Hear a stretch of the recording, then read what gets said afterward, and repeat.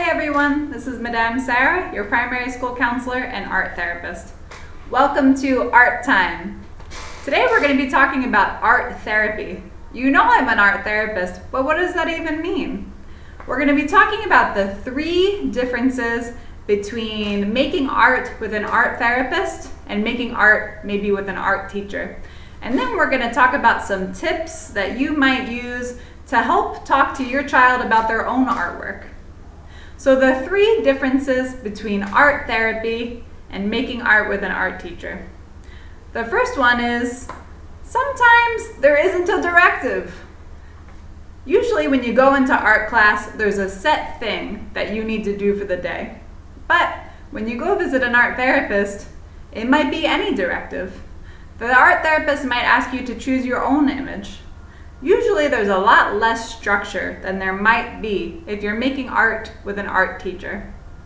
The second one is the end product is not that important. Usually when you're making art with a professional or an art teacher in class, you want the end product to be perfect and polished and finished. The lines to be clean, the erasure marks to be gone. But when you're making art for therapy, it doesn't need to be perfect.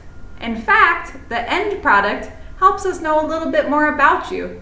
Maybe that day you weren't feeling so perfect. Maybe you were feeling a little rough, and that's showing in your image, which is completely fine. The last difference between making art with an art teacher and making art with an art therapist is at the end, the art therapist might ask you some personal questions about your picture. They might ask you, does this picture reflect how you're feeling today? Or if you could name a feeling and assign it to this picture, what would the feeling be? Now, although none of you are trained art therapists, you might want to try some of these questions for your own children's artwork.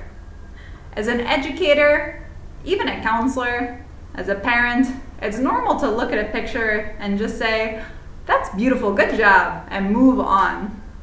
But you might learn a little bit more about the image if you inquire. You can say, "Can you tell me a story about this picture? Where are you in this picture? Is this picture safe or unsafe?" You can go along like this and you might find some very surprising things come out. Remember, as an art therapist, we think about art as a mirror to help us see inside of ourselves. So use it for yourself or for your student. Thank you so much, and I'll see you next week with some more tips. Bye!